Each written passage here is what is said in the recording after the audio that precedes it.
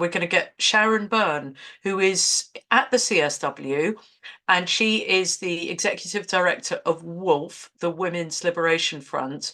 And she's also in this webinar today. So we thought it would be great to get Sharon on. So if we could get you on, Sharon, just can you, it's great you're here and that you're there in New York at the CSW. Can you tell us why you're there and what's going on there? Is there any news? Oh yeah, a lot of news. First of all, great discussion this morning. Very happy to be part of it. Yeah, so I'll be in New York through Tuesday. Yeah, hi, Allie. Yeah, Wolf is in the house. So we did a presentation on Thursday as part of the NGO CSW. So Joe, you brought this up, and we should reiterate to every woman on this call, you can sit in on all the sessions next week that the NGO is putting on, non-governing orgs that are part of CSW. I got appointed as a delegate through an organization, which is the United Nations Association of America. So that's how I've become a delegate to CSW, and this is my fourth year attending.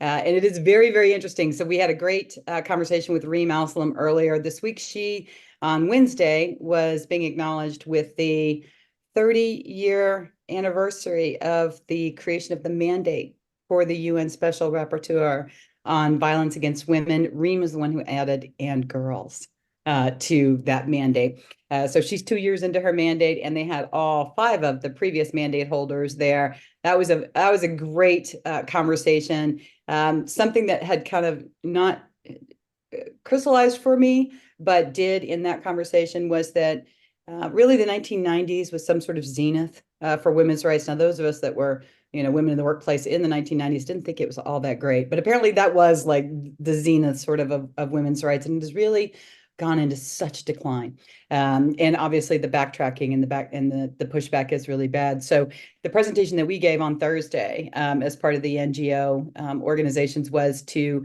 talk about how we feel like women's equality cannot be achieved while commercial sexual exploitation exists. It's just, as much as everybody wants to kind of turn a blind eye to porn, turn a blind eye to surrogacy, like, oh, well, there's needs for, no, this is what keeps us from attaining full equality. Last year at the opening of the CSW conference, Secretary General Antonio Guterres said at the present pace, it would take 300 years to achieve full legal equality for women. And who could wait this long, right? Who could wait this long?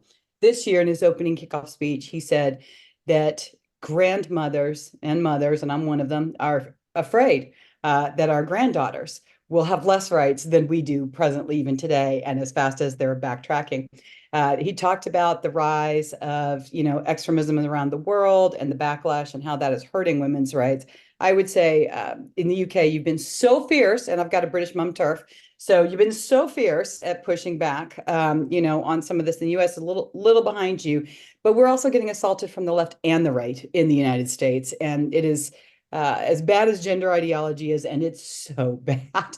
The erasure is really bad, which puts you on the road to what is happening to the women in Afghanistan, who roundly disputed the term gender apartheid and instead went for the real term gender erasure, right? That they're being absolutely erased from public life. You also see from the American right, and this was discussed some in the Conference on the Status of Women, Project 2025, and the way that they are planning for a conservative administration in 2025. And they are already starting now, passing laws to surveil women, to ban contraception, you name it, right? So we are like, in the United States, we are getting it from the left and the right. We are no woman's land. There's no quarter here. So, Can I just ask one question, just to, and then we'll have to go carry on with the webinar. But it's absolutely brilliant to hear from you. What about the gender identity ideology? Is that being brought up? Are people talking about it? no, in And fact, what do you think the mood is? so Joe, I got to tell you, one of the things Reem told us, which I really appreciated, is that she considers gender ideology a new form of patriarchy, and we agree that it's a new and improved sparkly patriarchy, right, with rainbows, but that it is being pushed in the UN by the member states, and of course, mine would be foremost amongst them. I will tell you who's really pushing it here is Canada. Canada is pushing it very, very hard. I've Surprise. only seen one. I've only seen one guy here trying to pass himself off as a woman. Of course, he was from the Canadian delegation. It's really not coming up that much in topic material, I got to tell you, because what is the topic material? Let's end female genital mutilation. Let's end commercial sexual. The theme this year is poverty. So this is all aimed at how do you raise women up out of poverty? What are the financing mechanisms? So obviously, the Republic of Togo, gender ideology is not a big thing for them. It's not on their mind, right?